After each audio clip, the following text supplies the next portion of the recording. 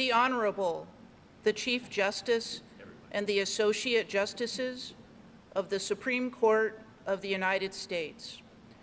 Oyez, oyez, oyez. All persons having business before the Honorable, the Supreme Court of the United States, are admonished to draw near and give their attention, for the court is now sitting. God save the United States and this honorable court.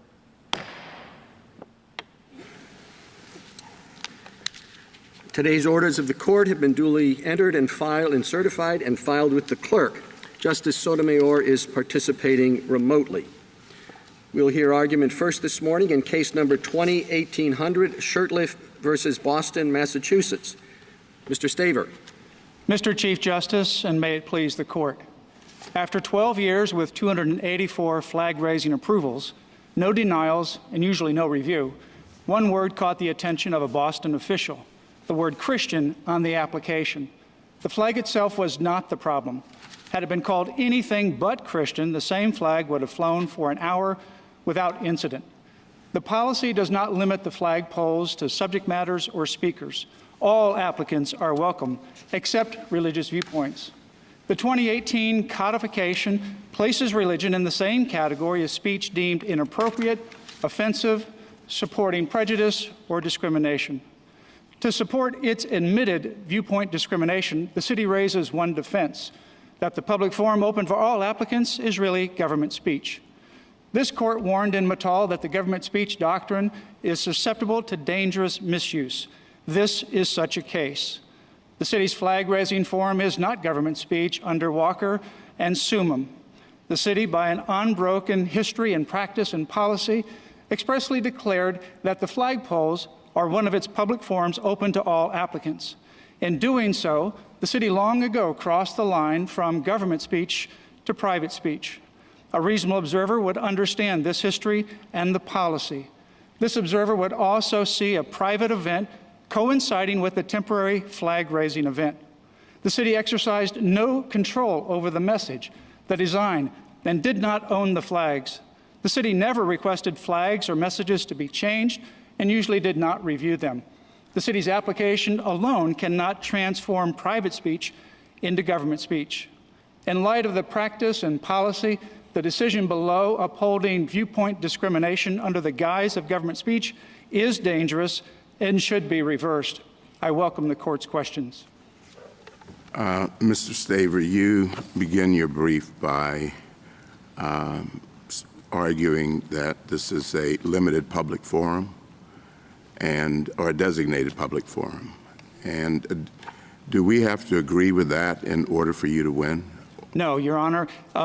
Chief Justice Thomas, this is viewpoint discrimination under any one of the public forum doctrine, even in a non-public forum. If this is it, it's clearly viewpoint discrimination. So this court does not need to address the category or the kind of public forum at issue. Viewpoint discrimination is impermissible in every category. Well, that can't be right, because if it's a government forum, and this is government speech, they can certainly discriminate on the basis of viewpoint, right? That's correct, if it's government speech. Okay. But this is not government speech. It's nothing like Walker, which is the outer bounds of the government speech doctrine. It's nothing like Summum. The city exercised no control. For 12 years, the city ministerially approved all of these applications with virtually no review. The policy that they adopted in the middle of this, I guess, saying that they won't fly flags supporting discrimination, prejudice, or religious movements. What if it just said supporting discrimination or prejudice? Could they do that? I think that would still be viewpoint discrimination. Offense, for example, which that would be what it is in fact viewpoint discrimination, as this court has already held in Well, they Mattel. can't have an official view against discrimination or against prejudice? They have a view in terms of whether or not the public is allowed to attend a particular event, but this particular policy not only covers the flagpoles, but it also covers the public forums that are out there in front of City Hall, the designated public forums that are clearly admitted. The city could not prohibit discrimination or discriminatory speech within those designated public fora. For 12 years, you had a unified policy. Mr. Staver, just to follow up on the Chief Justice's question, and this is not this case, but it's an important question because we have to set lines and we're giving instruction to cities about how they can create their own policies. And suppose a city thinks two things. It thinks, we like this idea of having our flagpole be a public forum and having a wide variety of organizations use it to identify themselves and to express messages. So we sort of like this sort of civic organization kind of activity. But at the same time, we think that there are limits. So the city has a policy of that kind, and then somebody comes to it and says, we'd like to put up this swastika on your pole. Does the city really have to say yes at that point? If it's a designated public forum, I think the answer is yes. So but really what you're saying is that a city can't possibly have a kind of open policy like this, because no city is going to want to put up a swastika or a KKK flag or something like that. So really what you're saying is that this is just a kind of policy that a city can't have. No, Justice Kagan. In fact, the city could have a more limited policy. It didn't choose to do that. Now, the city's brief tries to indicate certain limitations on categories of subject matters, but that's nowhere to be found in the 12-year or 13-year policy, and it's not in the 2018 codification of that policy anyway. That is not limited to subject matters or speaker identity. If the city wants to open up a forum but limit it to certain kinds of subject matters or speakers, certainly the city is capable of doing so. Can the city allow patriotic flags or messages of support and not those that are anti-American? For example, to pick up on Justice Kagan's question, someone wants to fly the Al-Qaeda flag at City Hall in Boston. You're saying they would have a right to do so? The city, for example, in the Solicitor General's brief goes into that with regards to what the public parks do in the federal public parks in terms of being able to not only use those parks for a wide variety of expressive activities, but for their own specific speech as well. Certainly the city could have a limitation on the subject matters or speakers. For example, the city could limit all the flags to simply flags of other countries, recognizing the various constituencies of their communities. But the city has chosen not to do that. Sayer, what if the city said, kind of along the lines of what Justice Kagan proposed, said, you know, we want to endorse certain messages. We like this idea of civic expression at the flagpole, but we want to exercise more control. And Boston has said it's going to do that if it loses this case. Couldn't Boston, or I guess I should ask you, do you agree that Boston could accomplish that by making the exact same run of flags that it's had up to this point, government speech, by exercising more control and maybe putting a Boston official next to the flagpole when it's raised up to show that this is the city speaking? Isn't that another way to do it other than just designate it as a limited public forum, you know, for these categories or subject matters? Justice Barrett, that would be a closer call, but in fact, if the city just simply wanted to use government speech as a guise for censorship, as I believe happened in this particular case, that would Well, I'm not saying this case. I'm saying, can't the government choose what it wants to say? And if the government makes it clear and it's not, you know, just stamping government speech on it to hide discrimination against private viewpoints, but if the government truly exercises control, wouldn't that be okay? If the government truly exercised control, and in fact, the brief of the local governments show that Boston is an outlier by many respects. Other cities don't open for third-party flags for obvious reasons.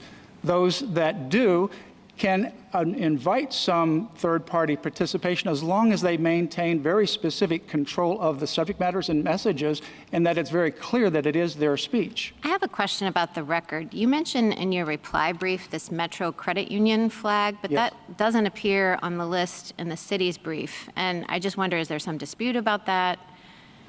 No, there's no dispute. The list that's in the appendix was the list from 2005 to 2017. The Metro Credit Union is 2018. During that year, there were 50 private third-party applications, and Metro Credit Union was one of those. That didn't celebrate any kind of historic event. It wasn't national. It wasn't constituency or ethnicity related. It was just simply a private credit union that's frankly across the street from where the city hall is. So contrary to what the city says, there's no evidence, they say, that anyone just had a random day. That, in fact, is one of those random days. It's not consistent with the city's now invented categories of national flags and other community recognition. So what are we supposed to do about that? I mean, you saw, in the brief, what is the brief of various religious groups, dark greens. So really look over that 12-year period. We've been getting our sample from 2005 to 2017. There weren't 284 different flags. There were 50 different flags. And moreover, because some ran twice or three times, I guess. And it says, of those 50 different flags, 45%, 90% of them, which means 45, I guess, were like national flags or regional flags. And then of the remaining 5, we had one for Columbus Day, one for Veterans Day, one for Bunker Hill Day, and the other 2 might have been Gay Pride and something like that. And he says, of course, we didn't go through all this control. There wasn't any need to. I mean, sure, those flags are right. That doesn't show they're going to have every conceivable group, including the KKK and so forth. And so what do we do about the record in that? Because that isn't really in the record. I don't think what I just read you. Is it? Maybe it is. And then the other question that related that I would have is go to Boston, go look at the City Plaza. I mean, you see 3 flagpoles, and there are flags, and and then they're right in front of the City Hall, and 2 of them, one the state, one the national, national flag, and this third one. I mean, what are you going to think? Of course, you think it has something to do with the city, something. So they're saying, look, on the one hand, anybody in his right mind would think it does have something to do with the city. And number 2, there isn't some huge diversity for any group in sight. All there is the flag of Paraguay, and a couple of exceptions for groups that we support. Justice Breyer, on your last point, taking that first, in the petition appendix on page 142 and then also on 145 to 146, there is a second flag, and that's why they use the word flagpoles. The one that was at issue here was the flagpole near the other 3 in front of City Hall. The second flagpole is part of their public forum as well, and it's on Congress Street, parallel to the city. And in fact, it's the Bunker Hill flag, the picture in the appendix, that's actually raised on that Congress Street flagpole. And that's just the back of the City Hall, isn't it? The background might be the City Hall, depends upon which way you take the photograph, but it's not in front of the city, and it's not near any other government flags. It stands alone by itself. And as it relates to whether or not certain groups have historically taken advantage of this forum, doesn't mean that the forum is ever limited. In fact, the 2018 policy had the advantage of Mattal, Walker, Summum, and our litigation, and nevertheless decided not to close or limit the subject matters or speakers. I guess, though, that one of the points that Justice Breyer was making is if you're on the street in Boston and looking over to City Hall and see these 3 flagpoles, and now you say there's maybe a 4th, but the 3 are sort of together, why would you think that this is anything other than the government flying a flag? I think when you look at that, Justice Kagan, you're going to see one that's clearly government speech, as Justice Barrett was referring to in terms of limiting. You have the United States flag always up, and underneath it is always the POW-MIA flag. It's always there. That's clearly the government speech. Right, and then there's the Commonwealth flag, and then there's this 3rd flagpole, and you've walked the street many times, and mostly you see in the city of Boston's flag on it, but occasionally you see another flag on it. Why wouldn't you think that this is the city of Boston deciding to put up a substitute flag for its own purposes? Because an informed observer would understand the history, the policy, and also see the... Wow, that is very, very informed. I mean, that is not your typical person who walks the street in Boston. And, all they know is I've seen the city of Boston flag here 1,000 times, and now I see another flag. It must be the city of Boston decided to do something else today.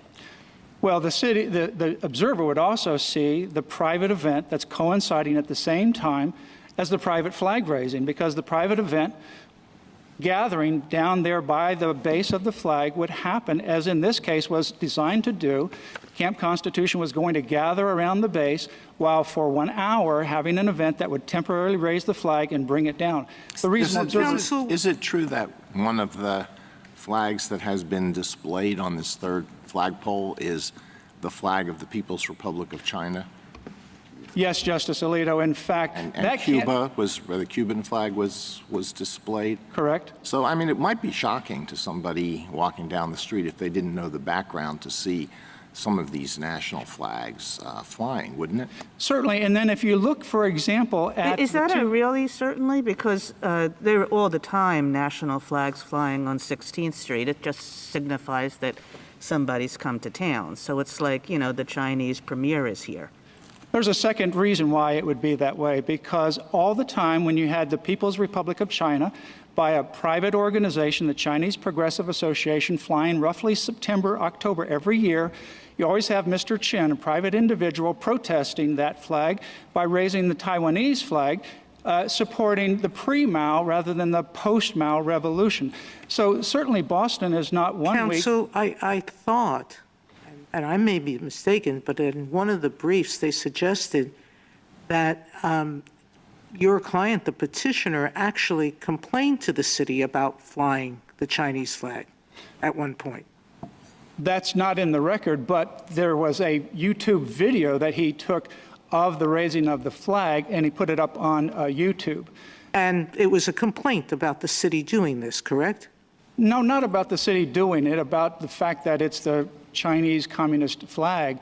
Not the city, because Hal Shurtleff knew that I think we're missing an essential point, I believe, that I think Justice Kagan and Justice Breyer are discussing, which is to an ordinary observer walking past City Hall, if you see a flag on the pole, you think it's City Hall speaking. You're asking us now to import a fiction that this ordinary speaker is going to also look at the event that's occurring and understand that the flag is related only to the event and not an event sponsored by the city. Is that correct? Not necessarily. I don't think that the ordinary observer can just be limited to a few seconds or minutes snapshot and discount everything else that's gone on before it or that actually is taking place at the same time with the private event taking place. In this case, for example, whether you have the Chinese Progressive Association, People's Republic flag, or the other one, the Taiwanese, the Republic of China flag, I see that I'm. You can finish your thought. You're going to have a private event that is happening at the same time. That private event can notify any observer, whether they're familiar or not with the past or the policy, that a private event of a flag raising is taking place. Thank you, Counsel. I have just one more question. Your friends from the city say that even if judgment should not have been entered in their favor, it shouldn't be entered in your favor either, but the case should be remanded because there are factual issues, particularly concerning whether or not this is a government forum. They say, you know, the mayor was there sometimes, other government officials participated.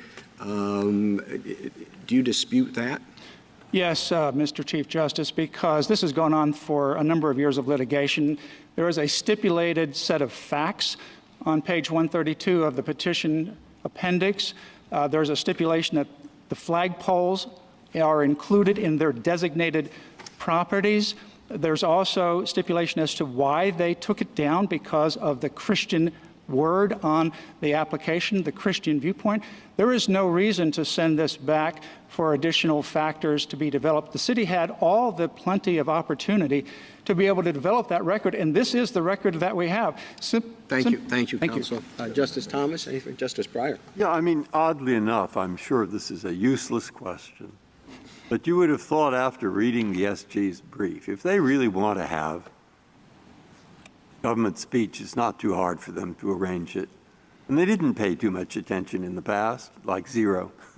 And can't it be settled? I mean, you would have thought what's past is past.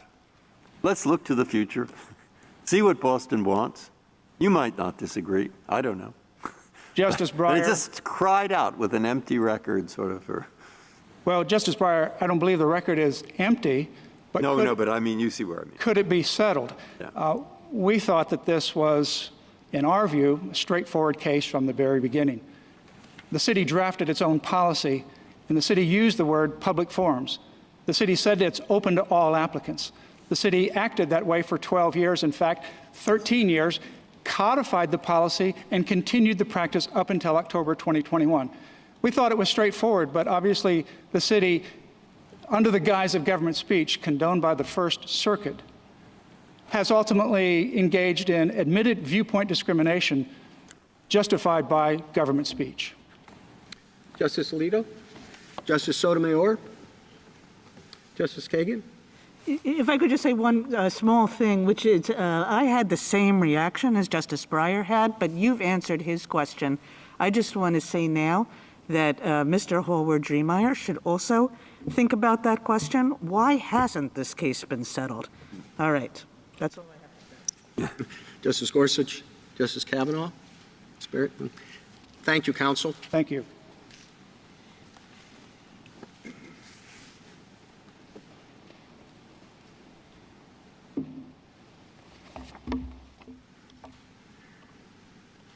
Mr. Joshi? Thank you, Mr. Chief Justice, and may it please the court. Like any private property owner, the government is entitled to use its own property for whatever lawful purpose it likes, including for expressive purposes. And when the government expresses its own viewpoint, it is never compelled to express competing or alternative viewpoints. Government could not function were that the rule. And, of course, when the government expresses its own viewpoint, it is free to solicit input from and assistance from and even other messages from third parties in helping the government to shape its own message. But this court has said that unlike a private property owner or a private speaker, when the government chooses to open up its own property for use by third parties to express their messages, the government cannot restrict access based on viewpoint, including religious viewpoints. Now, I admit, and this court has recognized, that it can be a really fine line between the government's soliciting messages from third parties to help shape its own message on the one hand, and serving as a conduit for the third parties to express their own messages on the other. But the record in this case, viewed in the light most favorable to the petitioners here, suggests that what Boston did, at least at the time of the denial of petitioner's application, was the latter and not the former. Counsel, what's at stake in that line between public forums and government speech?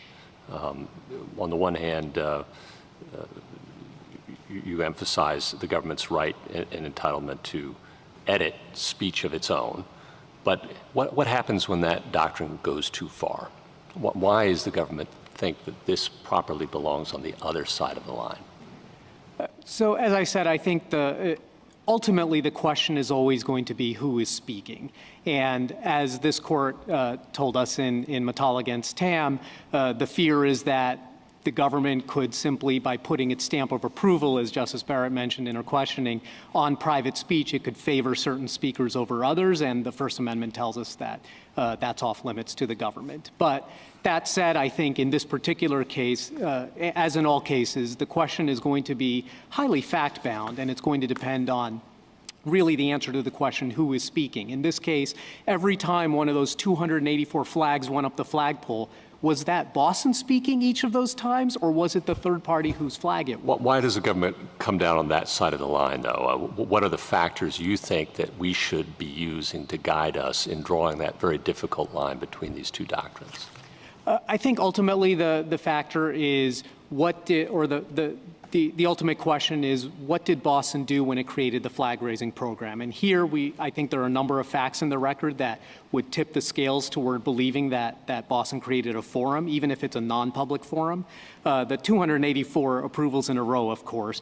The fact that Rooney would approve these in an almost ministerial manner without ever looking at the flags, without requiring that the actual flag design be shown, is underscored by the fact that petitioner's flag apparently would have passed muster, but for its description as a Christian flag in the accompanying email. The fact that flags raised in the flag-raising ceremony were, generally speaking, at the request of a third party and not initiated by the city itself. So, Mr. Joshi, suppose you're right as to all of those things, that there was essentially no control from the city government here, and that pushes strongly in the direction of, well, it's not government speech if government doesn't control it. But suppose, on the other hand, one thinks that reasonable observers would think that this was government speech. And there might be some arguments about that, but I just want to assume it for the moment. Suppose one goes in one direction and the other goes in the other direction. How do we think about that? Well, I think first, a reasonable observer ought to be charged with knowledge of the basic contours of the program we're talking about. This court's cases dealing with forums going back to Widmar and Rosenberger and Lamb's Chapel, some of the others, Cornelius, have said that the right unit of analysis is the program to which the plaintiff seeks access. It can't be at too high a level of generality, so it's the combined federal campaign, not the federal workforce. In Lamb's Chapel, it's use of the schoolrooms after school, not during the school day.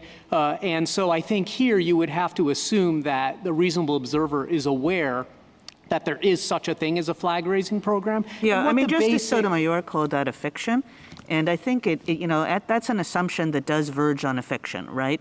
The person walking by City Hall every day does not know about the contours of the flag-raising program. It just knows on Monday through Thursday, I saw the City of Boston flag, and now I see another flag. Surely that's just the City of Boston deciding to fly another flag instead of its own flag.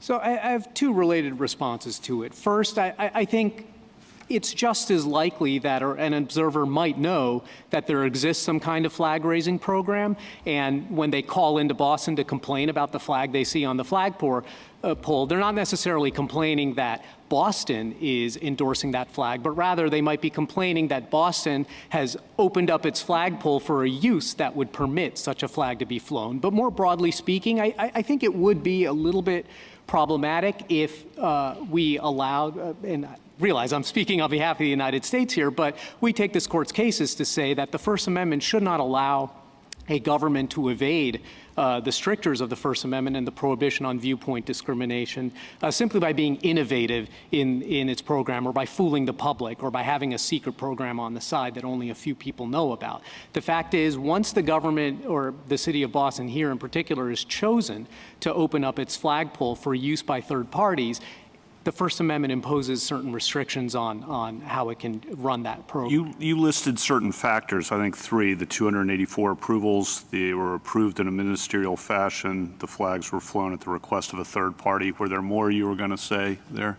Yes, Justice Kavanaugh. Another one is that these flag raisings were generally accompanied by a flag raising ceremony at the base, and often by an associated event in City Hall. This court in Christian Consciousness, one of the several Christian Consciousness cases, mentioned that separation from a traditional public forum could help make you think that it's government speech as opposed to a forum itself. It's the same application form that people use, and I think this is a Pet App 148. Boston says that they process applications the same. If you go to the website today that lists the new 2018 policy, it directs you to exactly the same application you would fill out if you wanted to host an event on a concededly designated public forum. And of course, Boston's own desires for the program itself, which is celebrate diversity and foster connections among Boston's many communities. They didn't pick that makes the doctrine, though, seem quite circular in the sense that it is a public forum because of what they've done, and it'll be easy, presumably, and why don't you tell me what you think Boston would need to do to change this from a public forum to something that's not a public forum where they could permissibly exercise control? Yes, so I do think, to directly answer your question, it should be rather easy for the government to change things. This court expressly recognized that in Perry, and in a line of cases. And what specifically do you think they'd need to do? as we suggest in the back of our brief, they could do a couple of things. Obviously, government property can be used both for government speech and to create a forum, even if it's a limited or a non-public forum. And so Boston could take a two-track approach like that. Most of the time, it does use the flagpole for its own flags. But if it wanted to preserve this kind of flag-raising program in which third parties could raise their flags, they could limit it, as we suggest, and as Mr. Staver pointed out, to flags of countries. Could it limit it only with the purpose of discriminating against religious viewpoints? I don't believe that would be appropriate. This court has said that even in a non-public forum, viewpoint discrimination is impermissible, and we read Rosenberger, Lamb's Chapel, and Good News Club to suggest that prohibiting all religious viewpoints is nonetheless viewpoint-based discrimination, so I don't think that would be an available choice. Mr. Joshi, I want to follow up on Justice Kagan's questions about what an informed observer might think about seeing this flag, because I agree with her, this really is a fiction, and this goes to Justice Souter's concurrence in summum, trying to figure out how much the observer, or the informed observer, knows. It seems to me that when you think about the three factors from our case law, control does almost all of the work, because really it's the informed observer knowing about the degree of control that the government exercises that, if we're creating this fiction, makes the informed observer think or not think that the speech is actually uttered on behalf of the government. Would you agree that control is the most important factor? I think that's right. Control is the most important factor, and that's because all of the factors in Summum and Walker are just that. They're factors to determine who is speaking, and when you're asking the question who is speaking, generally the person speaking has exercised some degree of control over the message that's being conveyed. Well, what if a city exercised complete control in this sense? It has a policy that says anybody can put up whatever message they like on a big billboard that we have in front of City Hall, except that we will review all of these messages and we will exercise complete discretion in deciding whether we will allow the message to be put up. And in exercising that discretion, the city disallows any message with which it disagrees. Now, there's complete control. Do you think that's government speech? It's sort of difficult to answer, and I'll just give you a couple of the things that How can it possibly be difficult to answer? Suppose that it was the speaker's platform in a park, and they say, anybody can speak here, but you have to give us your speech in advance, and we're going to exercise complete control over what you say. If we don't like your speech at all, we're going to reject it. If it's got some things we don't like, we're going to edit it. Other than that, you can say anything you want, subject to our complete control. That's government speech? That's obviously not government speech and obviously forbidden, and in particular, you said a public park where that is. Well, let's say it's in front of City Hall. In front of public park, it's on public land in front of City Hall. My point is, control can't be the be-all and end-all, because censorship involves control. Censorship, that's exactly what censorship is. You're absolutely right. I'm not going to fight you on that, but I guess what I'm saying is that one can imagine the city, if it chooses to, say, on its website, host articles about Boston and how great Boston is. They might not want to write all of them. They might say, submit your essays, but this is on our website, and it's going to be from our viewpoint, and if we agree with your viewpoint of why Boston is great, we'll publish your article that you've submitted to us on our website. I think that looks a lot more like soliciting third-party views to shape a government message, and so to the extent the billboard example would be similar, that very well might be government speech, but I think in most cases, if what the city is doing or if what the governmental body is doing is simply inviting a diversity of viewpoints, then it's no longer government speech, and then it really does look like putting a stamp of approval. I guess an analogy I would give you is the difference between, say, hosting a symposium in which you're sort of curating who's going to speak. You might be inviting a diversity of views, but within a narrow band, and you're exercising a lot of control, versus hosting an open mic night, where you have the mic available, you're serving as a conduit, and third parties can come up and give their views. And I think that's the key question in this case. Was Boston hosting a symposium of flags in its communities, or was it more like an open mic night? Well, if that's the key question, then how do we answer it? Because I don't find any. Look, I look at the record. You saw it, 173. 180 something, and hey, it says Lithuania, Dominica, Tibet, Ireland, United Nations, Vietnamese, Poland, Haiti, As I look through that, it's certainly 90% national flags, and then they have a few others. Okay, so and then that isn't even in the record. I don't think any of this stuff. I think this is somebody printed it or something, and so. What am I supposed to do?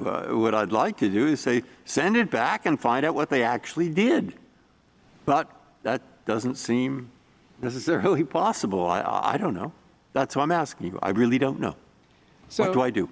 I'll answer those in turn. First, yeah. I do think that list of flag raisings is in the record, and the 2018 that included the Metro Credit Union, that's also in the record. Yeah, we have one Metro Credit Union, you have 99 their favorite countries. I don't know if China's their favorite country up there or not, but nonetheless, they have countries and regions. Yeah, 90%. So what? We say 90%. There you have 10% that's other things, and therefore you're not government speech. But if or the opposite. At 73%, that would have made a difference. Is that the kind of holding you want? I don't think that would be appropriate or even relevant, Justice Breyer. I think the point is that even if you accept that, although it doesn't exactly match their past practice and they haven't codified it, but even if you accept that what the city wanted to fly were flags of countries and flags commemorating holidays, that doesn't necessarily mean it's government speech. It could still be a non-public forum in which it invites Boston's communities to raise the flags of their countries of origin. It could still be a non-public forum in which third parties are invited to come and celebrate holidays. And if that's what they were doing, then they would have to be viewpoint neutral. So country flags, they'd have to fly the Vatican. Celebratory day flags, they'd have to fly a Columbus Day flag. Thank you, counsel.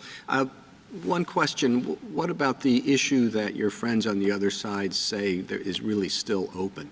They say that the record will show when it's developed that the mayor came to a lot of these things, or some other governmental representative, said that they're often in connection with governmental proclamations, you know, the people of Italy or whatever and all that, and it's the Italian flag. Does that change your analysis about whether it's government speech or not? In other words, it's in conjunction with other governmental activities. Had that been in the record, it may well have, because that would suggest a degree of governmental control, involvement, perhaps initiation. But in this particular case, first of all, I don't think that's in the current record on summary judgment. And I'm an appellate lawyer, not a trial lawyer, but my understanding is you usually can't reopen these things. But second, I will say that the city itself seems to understand the difference between when it wants to speak on the flagpole and when third parties speak pursuant to the flag raising program, and I'll just give you a couple of examples. The district judge mentioned a couple of times that the city had raised a pink transgender flag. That's not in the list of flags in the petition appendix that Boston provided to petitioners during the litigation that starts at Pet App 173A. Likewise, this is not in the record, but it's common knowledge that I think in 2014, then Mayor Walsh raised the flag of the Montreal Canadiens, a hockey team that I think had just defeated the Boston Bruins in a playoff series. That flag I can understand why it wasn't put in the record. But that flag's not, not in the list of flags either. And I think that just shows that respondents understand when they're using their flagpole to speak and when flags are being raised pursuant to this program. Justice Thomas? Justice Breyer? Justice Alito?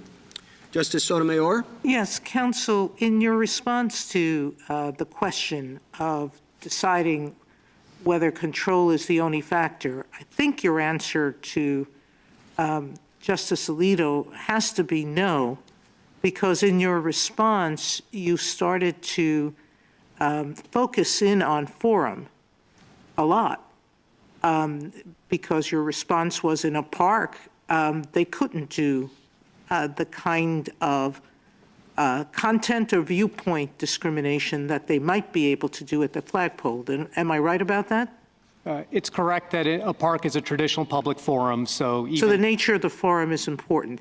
So do you agree with your with petitioner that forum is irrelevant in this case, and if you do, why is it irrelevant in this case?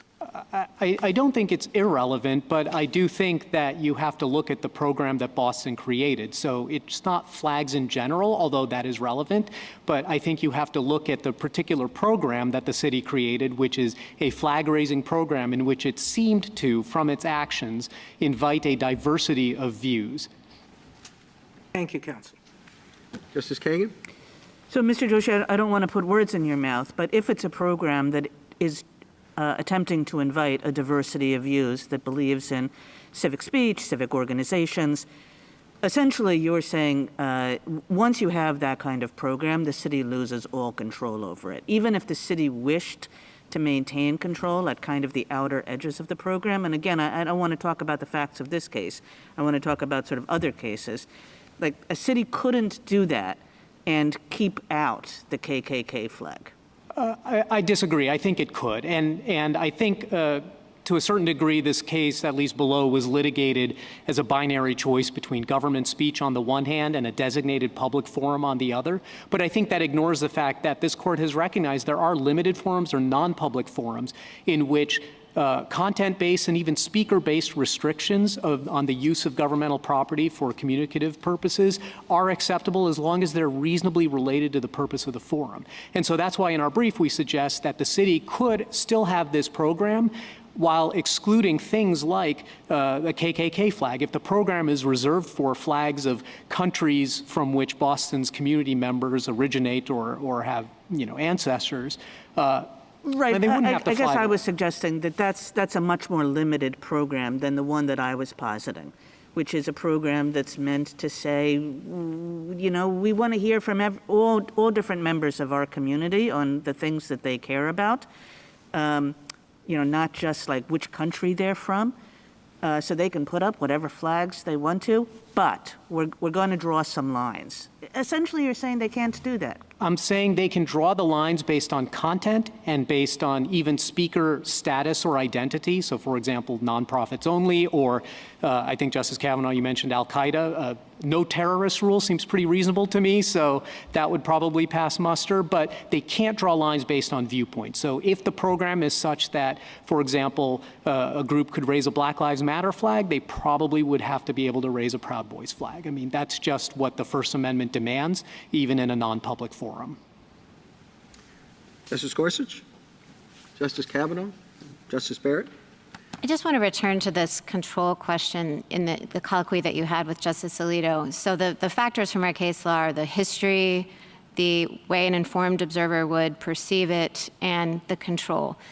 And it doesn't seem to me that either history or how an informed observer would perceive it necessarily suss out this question of whether the government is using it as a cover.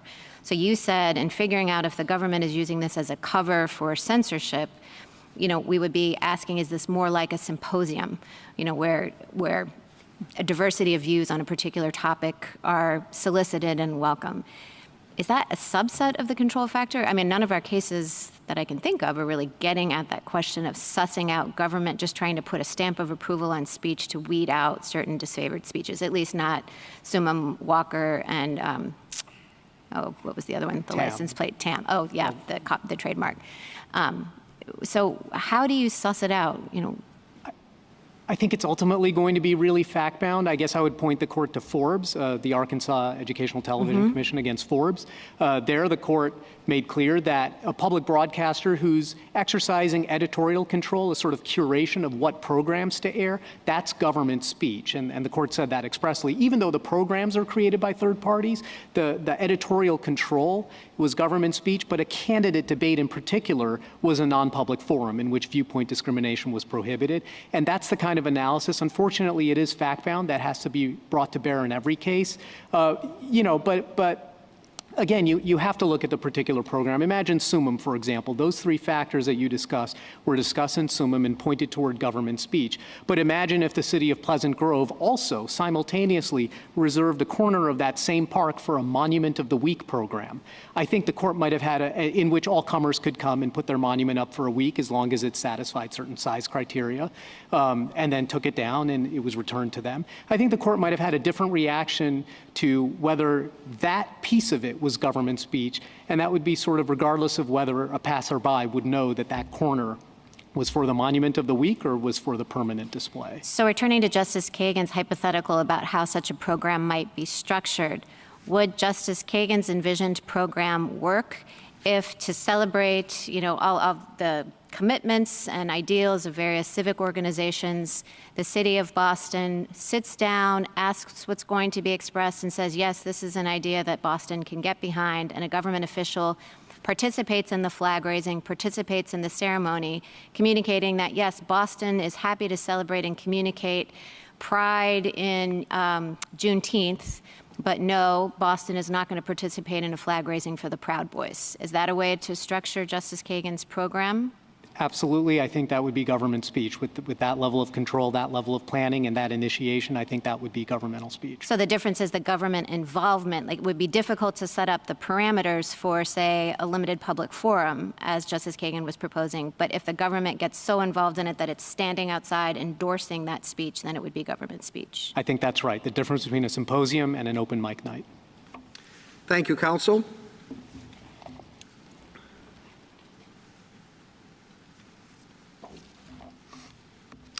Mr. Hallward-Driemeier. Mr. Chief Justice, and may it please the court, the sole issue here is whether the city's decision to lower Boston's flag from the City Hall flagpole and raise another in its place is the city's own speech. If so, then, as summum held, the city is free to select the views it wants to express. If, however, the flag raisings were private speech and the flagpole had become a public forum, then the city agrees that it cannot exclude petitioner's flag. Thus, whether the flag raisings were government or private speech is dispositive. The facts here are at least as supportive of the city as in summum, and petitioners' counter-arguments rest upon a caricature of the actual events. First, summum held that exercising final approval authority constituted effective control. Petitioners stipulated at PEDAP 149A that before, quote, final approval, any flag raising Commissioner Rooney, quote, must review whether the city's decision to raise a flag is consistent with the city's message, unquote. As in summum, there is no record of prior denials, but also no record of flag raisings inconsistent with the city's message. And unlike Walker, there are no purely private messages. Second, summum looked to the general practice of governments erecting monuments. And similarly here, governments speak from government-owned flagpoles. That is what the observer would expect. Whereas Pleasant Grove made no express statement of its message, here the city has. It has a specific policy with respect to foreign flag raisings, and it has issued resolutions in connection with others. Third, as in summum, it would defeat the flagpole's essential function as the city's bully pulpit to treat it as a public forum. The city cannot effectively use its flagpole to communicate its own message if it must remain neutral and also carry the opposite message. Private parties are free to wave their flags on City Hall Plaza or even raise a temporary flagpole there, but they cannot commandeer the city's flagpole to send a message the city does not endorse. I welcome the court's questions. And I'm happy to address some of the questions that have been raised. Do I understand you to be saying that to some extent the city approves of every flag that flies? It has to confirm that raising a flag is consistent with the city's message. That's the stipulation. All right, well, I don't know, there may be some dispute about it, but does the mayor of Boston really approve of the Montreal Canadiens? So the mayor of Boston made a bet with a fellow mayor and lost the bet and agreed to raise the Canadiens flag. The Bruins flag would have had to rise in Montreal if the Bruins had won. What's critical here is that of course, 90%, as Justice Breyer has mentioned, of the flags that are raised are foreign national flags. And that it's not any individual flag that's the city's message. The city's statement of its goals is clear. It's the collective. It's the diversity. You now say that your policy is we'll put up the national flag of any group in the community that has roots in that country, plus we'll put up flags for city holidays, and then there are a few others that don't seem to fall into either of those categories. But Was there any mention of this policy as you set it out in your brief until you filed your brief? Your Honor, that is those are the buckets that the flag raisings I mean, that's fall what in. you've reverse engineered. But when you have explained what your policy was, it was nothing like that. There's nothing like that on the application. When you rejected the flagging question here, if I remember correctly, all that Mr. Rooney said was we will put up non-secular flags. When he got the, and that was the advice, that wasn't just something that he himself dreamed up, that was the advice he got from your law department. And then your rule number 1 of your 7 rules, and I haven't been able to find the other rules, is basically that we will put up flags that are, we will not put up flags that are inappropriate or discriminatory or religious flags, from which one can infer will allow anything else. So, Your Honor, to be clear, the city policy, which appears at Joint Appendix 569, states that the city, through its commissioner, may allow raising of flags to commemorate an event or occasion. And that's one bucket that we've described, these holidays or other similar events or occasions. Also, on the city's website, there is a statement of the goals of the flag raising program, and it says, we, the city, commemorate flags of many countries. We want to create an environment in which everyone feels included. We also want to raise awareness in Boston and beyond about the many countries and cultures of the world. Our goal is to foster diversity by celebrating the communities within Boston. So the foreign nation flag raising is described in the goals. It's on the city's website. The policy states we do this in commemoration of events or occasions. And so the categories we've given are explicit there. And moreover, the rules are actually a subcategory. The policy incorporates the rules. And then under the policy, the first rule is that the city, will not put up a flag that is discriminatory, offensive, or that supports religion. It's that the city is going to stay silent, neutral with respect to religion. We're not going to support a religion, neither will we offer something that is derogatory of religion.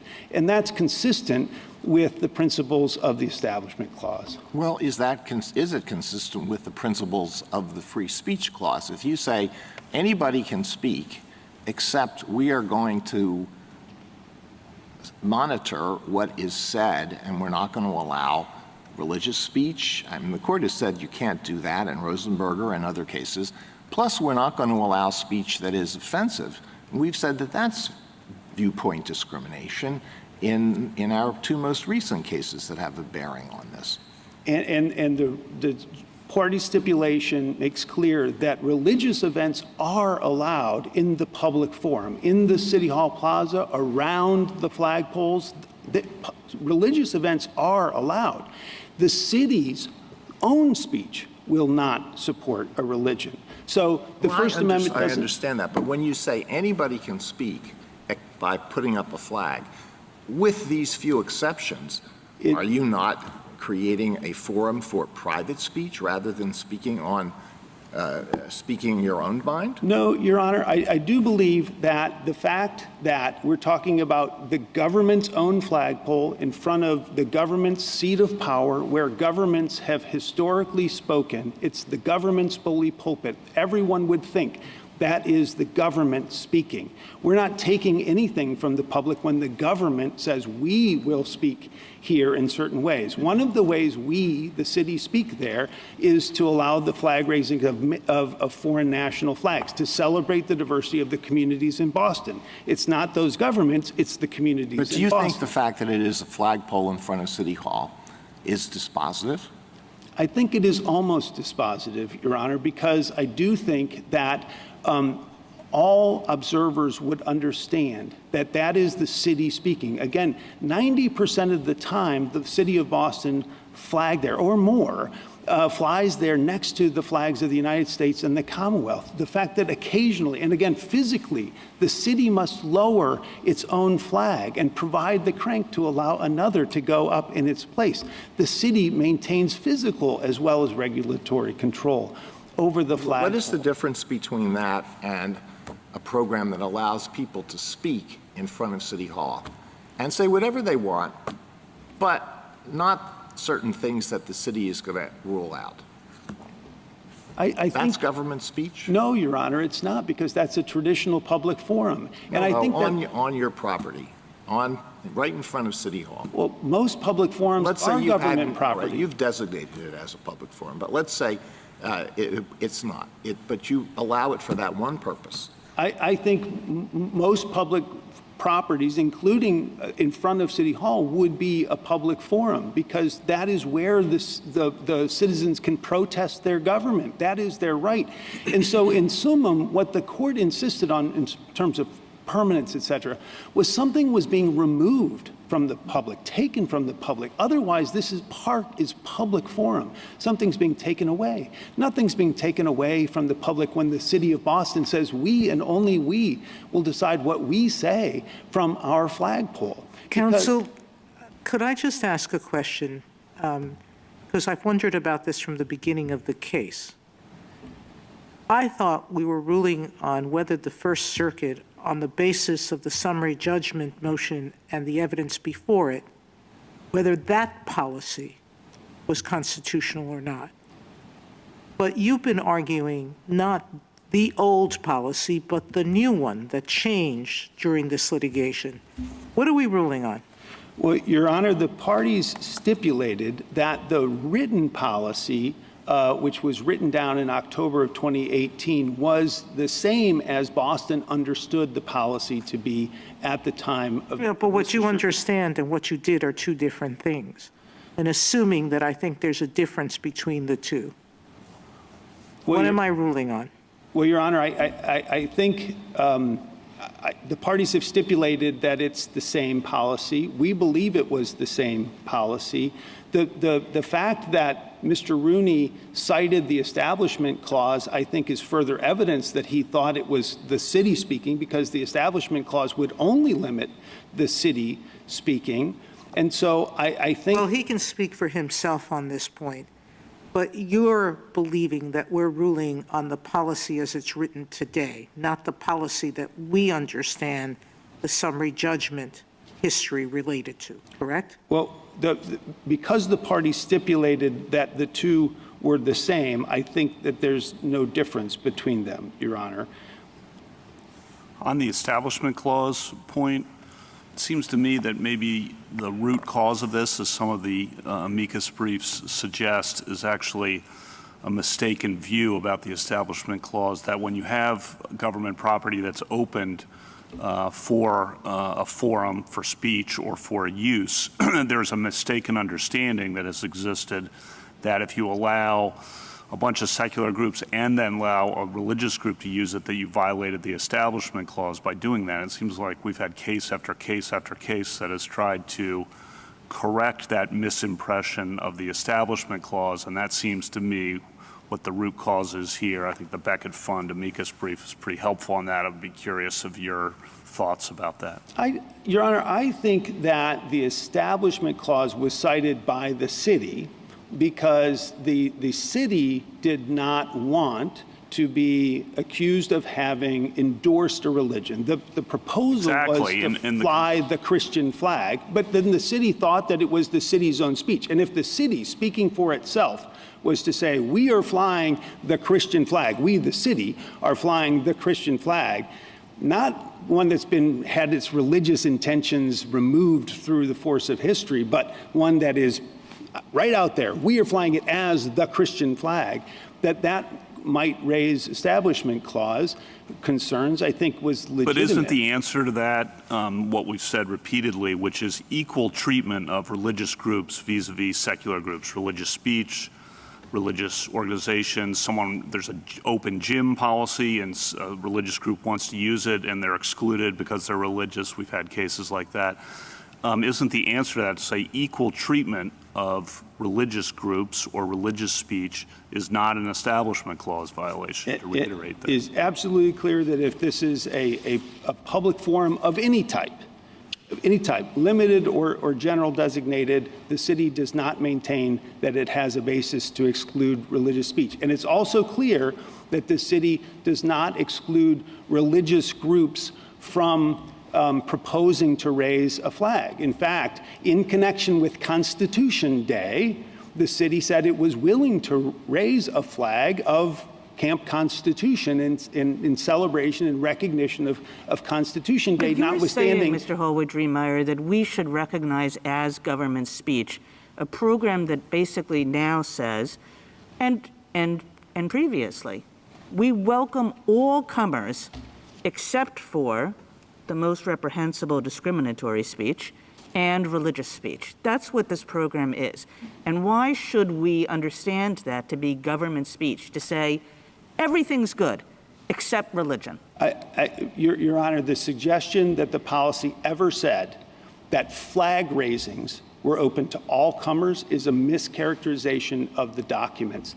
There are documents that relate to seeking a permit to use the space at the flagpoles. That is a designated public forum. It is open to all comers. So Counsel, if I understand your response, and I don't mean to interrupt, but your argument to Justice Kagan seems to hinge on a factual premise.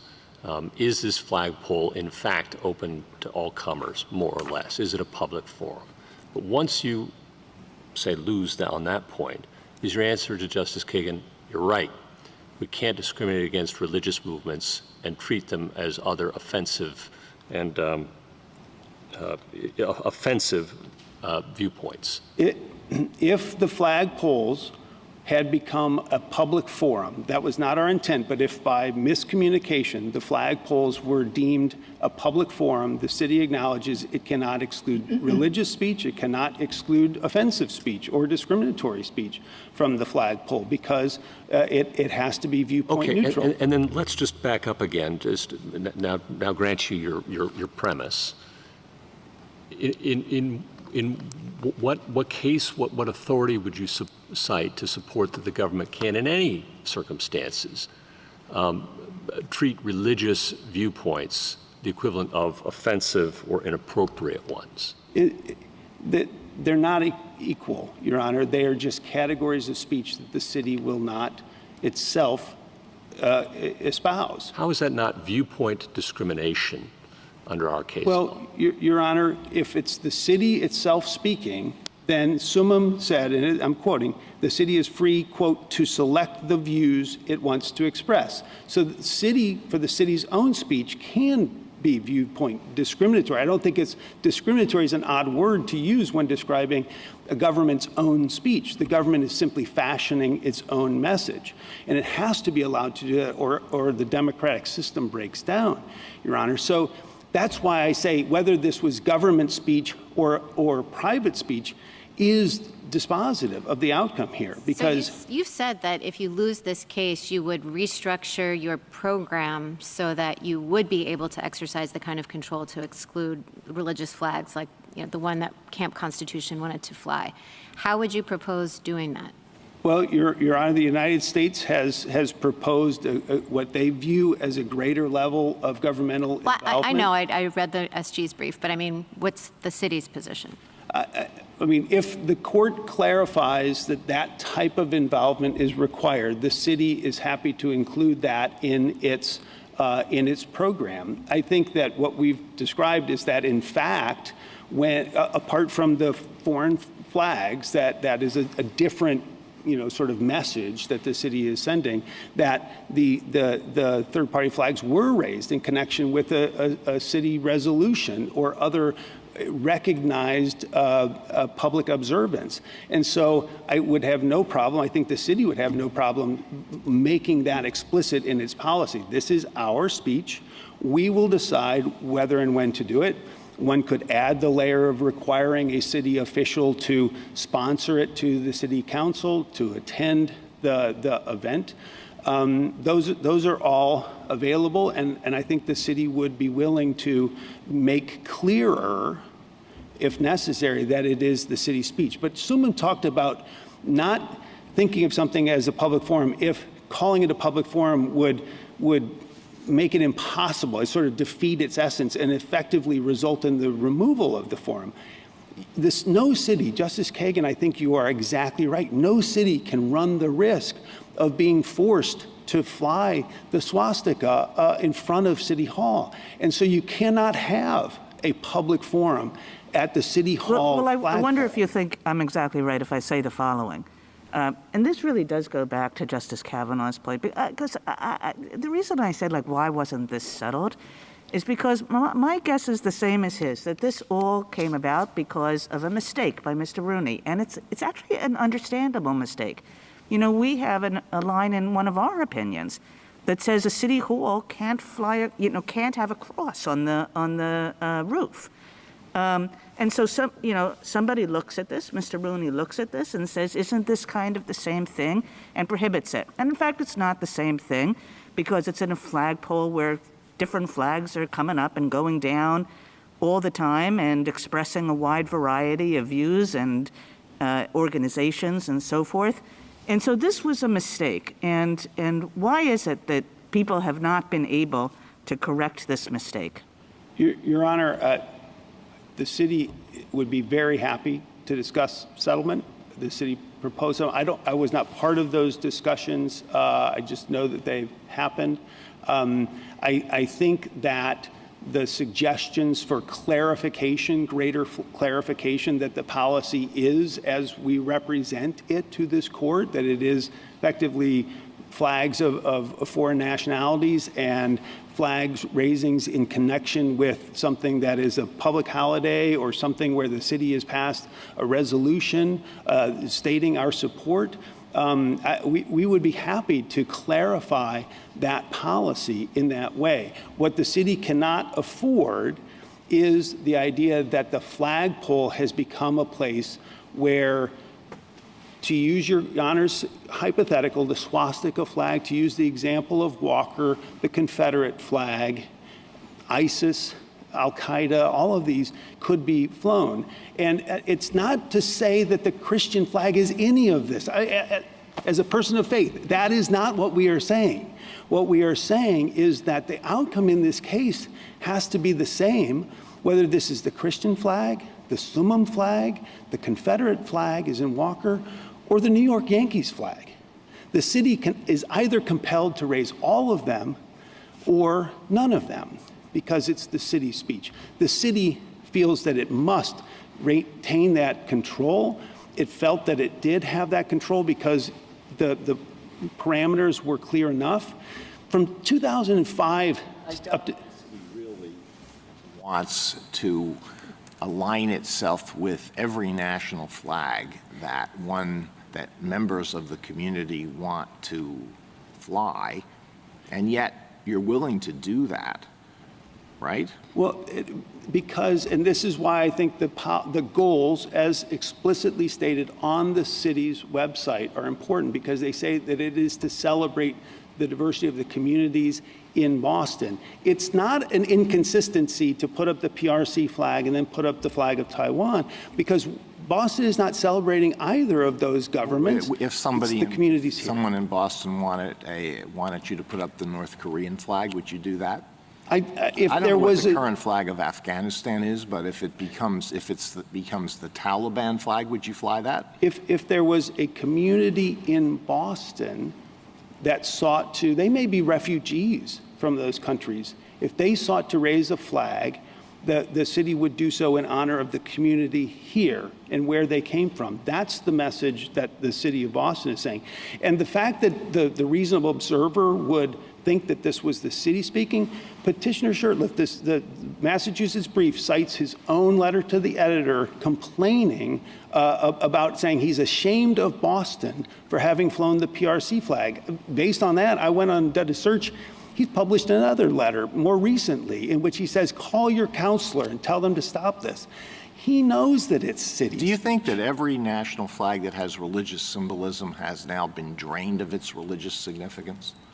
It's not religious symbolism in the context of this flag raising, policy, because the policy, as Mr. Rooney made very clear, it's the city is flying the flag because it is the flag of that No, but other I'm just country. getting at what the reasonable observer would think. I don't think that the reasonable observer would think, because the Boston flagpole was flying the flag of Turkey, that the city of Boston had declared itself Muslim. It's flying. They would also know, if they know anything, that they're flying other nations' flags routinely throughout the year, because if they went to the website, they would see it's about celebrating the diversity of communities in Boston. So who can fly? What exactly is your policy now? National flags, city holidays, anything else? Well, the policy says that it's raising flags to commemorate an event or occasion. That's the paragraph 1 of the city policy. This is at any event or occasion. Well, Your Honor, it's the city retains the control, and that's explicit. That it's but this flag was for Constitution Day, right? That's why wouldn't that count as an occasion? And the city said that they would fly a flag for Constitution Day, and they offered that if you had offered the Camp Constitution flag in honor of Constitution Day, that they would have flown it, because the city is already supporting Constitution Right, the city would have flown that very same flag. If right? it had been presented as the Camp Constitution flag. Unfortunately, they admitted that there was some religious inspiration behind the flag, right? Well, they didn't say that there was religious inspiration behind the Camp Constitution flag. They didn't say it was the Camp Constitution flag. They said they wanted to fly the Christian flag. Yeah, but if it had been presented as a Constitution camp flag, it would have been approved, I believe. You've said a couple of times. Yes, okay. And so I want to get back to Justice Kagan and Justice Kavanaugh's point.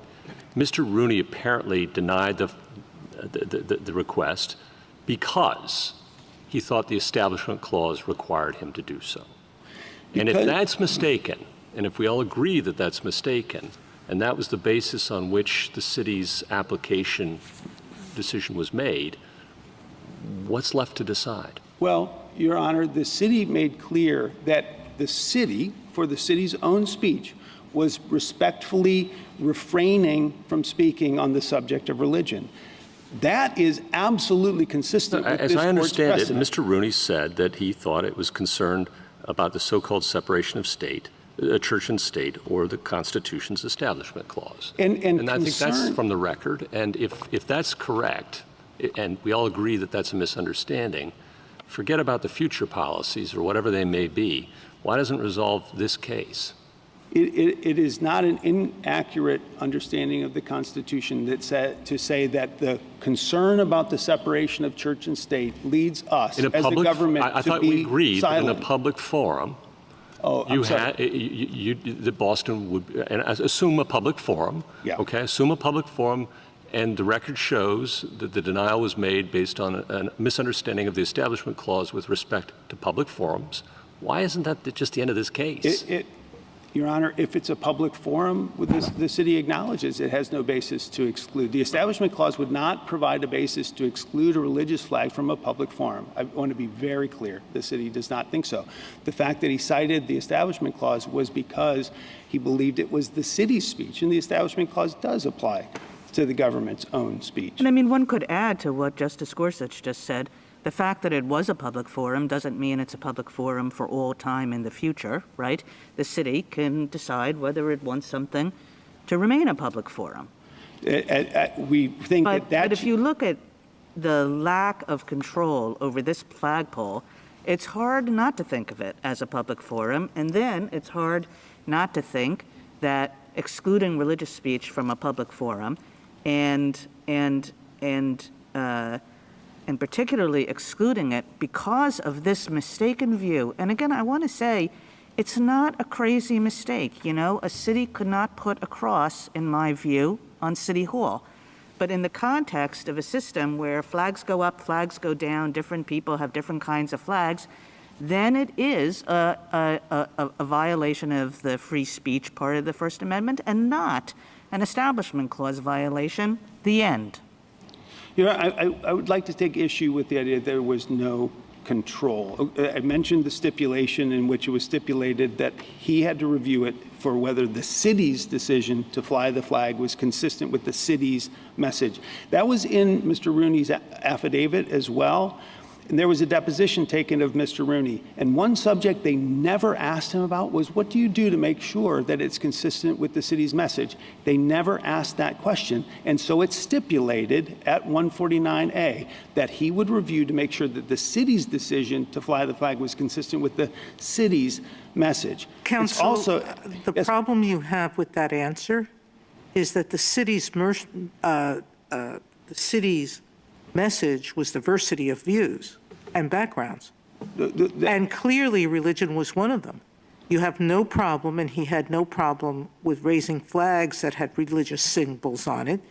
You had no problem with having religious groups speak. His only problem was, as Justice Gorsuch pointed out, was this mistaken belief that the Constitution required that the city not raise a flag that had a cross by a religious group.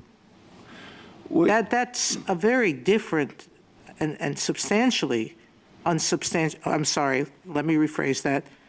That belief is the one that Justice Gorsuch was challenging. Your Honor, I think that with respect to the foreign government flags, yes, it's diversity of those, the national origins of communities within the city. But that's a distinct thing. That's one message, and is reflected in the city's goals document that does, in a sense, require that diversity of those national origins.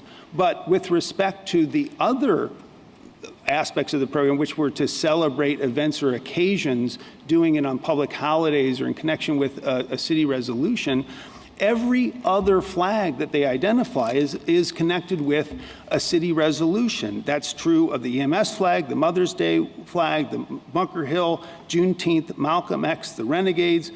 Then they cite two flags in their reply for the first time in this litigation.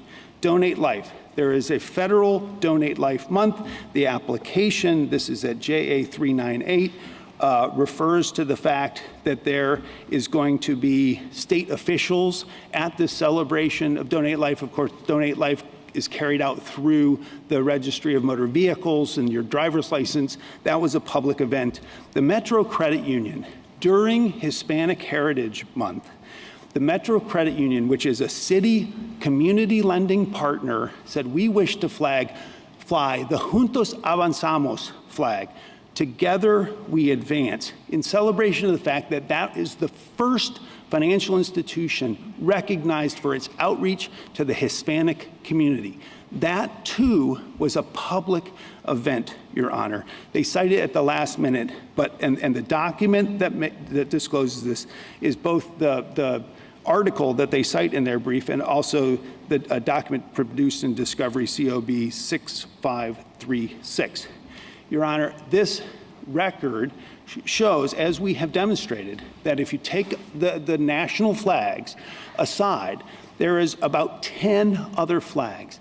And we have demonstrated that they were all in connection with something that had a city message, the celebration of a particular day, an observance, a remembrance.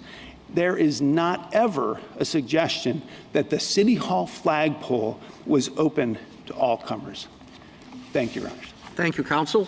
Justice Thomas? Mr. Hallward-Driemeier, just briefly, you mentioned diversity several times. And what I don't understand is your definition of diversity, because it would seem to me that Christians in Boston would be a part of that diversity calculus. The specific form of diversity that the city was trying to celebrate was national origin diversity, the references to countries throughout the world. Of course, there are other aspects of diversity. The city can choose to celebrate those aspects of diversity in many ways, and the city does celebrate religious events in other ways. There have been religious events that have happened on city property. The city chose not to start down the road of speaking on the subject of religion from the flagpole. Of course, had they started down that road, then the argument would have been that they had to carry all religious communications because they couldn't prefer one religious communication from the flagpole, or at least that would have been the argument. They simply chose not to go there. It's limited diversity. They're celebrating a particular kind of diversity, national origin diversity, Your Honor. Justice Breyer? You mentioned the website, which had a good statement of the policy. Was that put up before or after this case began? The policy... No, I'm not saying about the policy. I'm saying was the website with the policy put up before or after? It was either before, after, or instantaneous. I mean, there are just a couple different documents, and to clarify, the policy and the goal and the rules that are incorporated by the policy was adopted in October of 2018. The website that refers to the goals, it is not in the record at what time that was adopted. In the stipulation of facts, the parties have discussed it in the historic section, not with the new policy and rules, but the record is silent on that. Justice Alito? Justice Sotomayor? No, thank you. Justice Kagan? Justice Barrett? No? Thank you, counsel. Rebuttal, Mr. Staver? The record does reflect that at the time of 2017, the website was in effect. In fact, that's what Hal Shurtleff used. And the policies specifically written by the city for the 2005 to 2017 include the statement that these are public forums open to all applicants. And that's the application that still is there, and it's still being used, and it's the same exact guidelines in 2017 as it is now. In 2019, in page 30 footnote of our brief, we indicate that during an interrogatory, the city confirmed that all the policies that were on the website in 2017 are still there and they are still used. So in 2018, they adopted the policy that's in the joint appendix before the Court of Appeals, beginning at page 569 to 570. That particular policy does not limit subject matters or speakers. It says it's open for any event or occasion. Clearly, Camp Constitution celebrating Constitution Day and Citizenship Day was one of those occasions and or events. That same flag could have flown, but for a mistaken view of the Establishment Clause. And that Establishment Clause caused the ultimate problem. To justify that mistake, they argued that it was government speech, and they're bound to censor. But it's very clear that the same flag could have flown with the same exact symbol for the same 1 hour event without any incident had Camp Constitution simply lied and said, this is not the Christian flag, it's the Camp Constitution flag. They were actually encouraged to actually have a non-religious flag or rename the flag. The reason why it was censored is solely because of the word Christian, and that is clearly viewpoint censorship. The question here is who is speaking. And by policy and practice, it's very clear. It's not the government. They didn't exercise control. They did ministerial review. They never requested a flag to be changed. They didn't own them. They didn't initiate them. In 2018, the policy says that any individual or organization may apply, and the only viewpoints that would be censored would be those that they deem to be inappropriate, offensive in nature, or those supporting discrimination or prejudice or religious movements. Apparently, you could be anti-religious movement and be permitted. But what they clearly indicated is in 2018, what they had done in 2017, and that is it was an all-comers policy, no subject matters, no speakers, limited, but one particular viewpoint they are going to exclude, and that viewpoint happened to be a Christian or a religious viewpoint. They raised the Establishment Clause mistakenly to justify their decision. But this case cannot fall under government speech. The error of the First Circuit was to begin with the idea, I see that I'm out of time, Finish your. The error of the First Circuit, Mr. Chief Justice, was to begin with the notion that you can never have a flagpole forum. And then they crammed everything else into government speech, foregoing the traditional analysis of public forum doctrine. Thank you. Thank you.